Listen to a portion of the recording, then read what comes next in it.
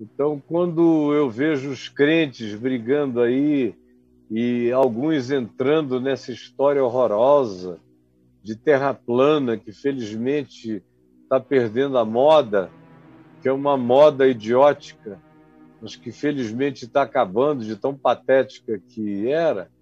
Mas quando eu vi os crentes entrando de cabeça nisso, meu Deus, é o povo que anda no último vagão do trem do conhecimento humano. É uma coisa chocante.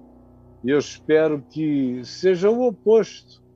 O que eu gostaria muito é que nas próximas gerações nós tivéssemos uma quantidade enorme de discípulos de Jesus, estudando profundamente genética, astronomia, astrofísica, física, robótica, inteligência artificial. Nós, discípulos de Jesus, que cremos que o universo tem sentido, que o universo não é uma explosão fortuita, que não é uma combinação de acaso vezes tempo, que acabou dando nas aberrações de inteligência que a gente conhece hoje no planeta Terra, ou de harmonizações tão divinas que parecem ter sido criadas por Deus.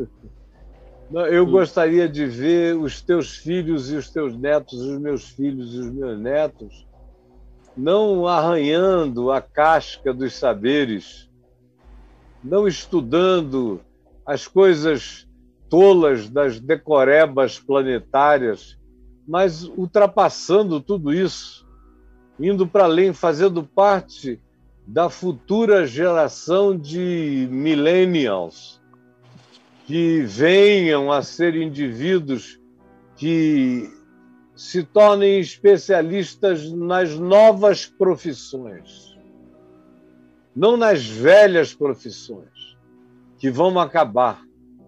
Praticamente todas elas vão acabar. Eu queria ver uma nova geração e gostaria de ver, e quero ver, se Deus me der vida, de ver meus netos aprendendo as novas ciências, das novas plataformas de saber que transcendem a nossa medicina, a nossa biologia básica, a nossa historiazinha clássica, boba, e coisas para além disso tudo. Nossa geografia, que, meu Deus, está contida no planeta Terra. A gente tem que saber que a gente vai ter que aprender cartografias cósmicas daqui a um tempo. E que bom será se os novos cristãos não sejam pessoas que andem na boleia do caminhão, nem no último vagão da história do conhecimento, mas sejam, ao contrário, maquinistas. Como me daria alegria de ver discípulos ganhando os Nobel de vários aspectos da ciência, e da ciência, da literatura, mas da paz também.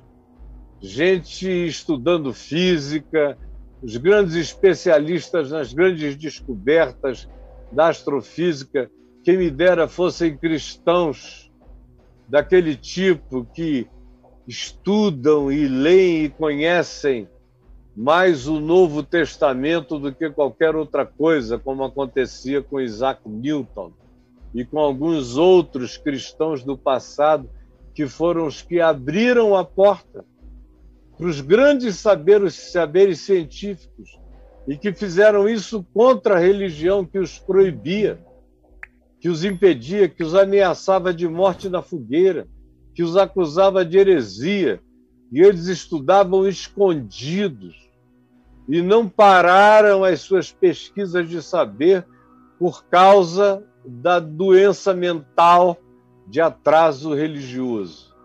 Então, quem me dera ver ainda cristãos comprometidos, de fato, penetrando nos ambientes mais impenetráveis, o Vale do Silício cheio de gente cheia do Espírito Santo e da sabedoria de Cristo Jesus. Aí você diz, isso é impossível. Não, não, cara. Basta você, que é um jovem me vendo aqui, começar a se preparar, entrar nesses concursos todos de matemática, estudar o máximo que vocês puderem.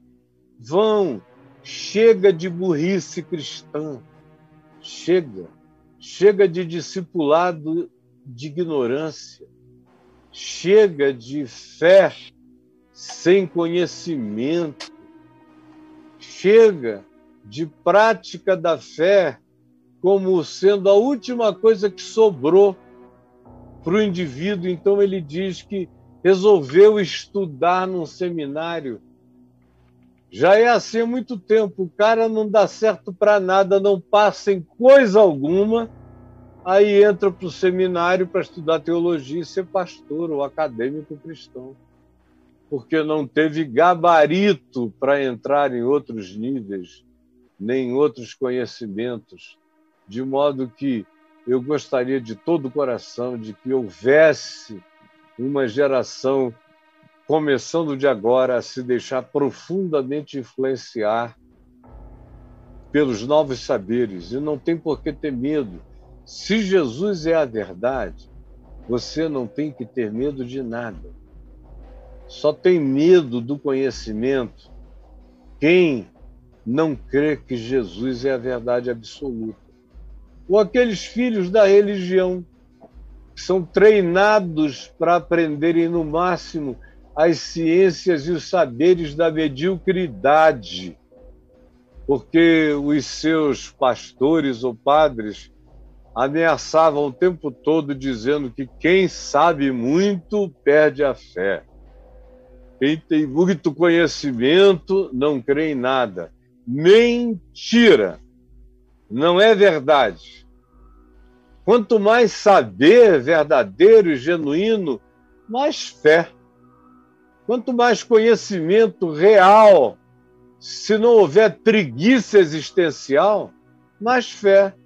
Eu vejo uns ateus aí e que se dizem homens de academia, de ciência, dizendo que escolheram ser ateus por comodidade.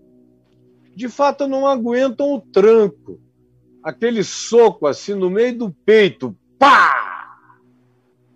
Não aguentam o tranco, não aguentam a patada existencial que leva o cara naquele desespero antigo de dizer: ou se não for Deus, eu me mato. Eles têm medo das implicações de uma existência sem Deus. Então eles querem um ateísmo sem maiores consequências, um ateísmo de sorvete, um ateísmo Nutella. Não é um ateísmo de raiz. Por outro lado, a gente vê os cristãos também todos Nutella, com medo da ciência. Aí ficam vivendo essa fezinha, de fato é uma fezinha, que não suporta nada, não suporta perdas, não suporta dúvidas, relativizações, não suporta angústias, não suporta lutos, não suporta nada. É uma fé, como eu já disse, Nutella.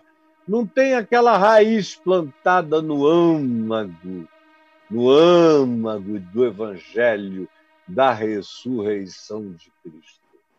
Eu quero ver gente cheia do Espírito da ressurreição e de fé, e que estudem o universo e a criação e a natureza das coisas, como quem vai pesquisando aturdido os caminhos e a mente de Deus, como Einstein disse, como outros disseram de modo equivalente e igual, que quanto mais penetravam na natureza das coisas, mais perplexos ficavam com a sabedoria, com a grandiosidade, com a sublimidade, com a beleza, com a transcendência da penetração de graça e de luz em todas as coisas pertinentes à existência no universo, em qualquer universo.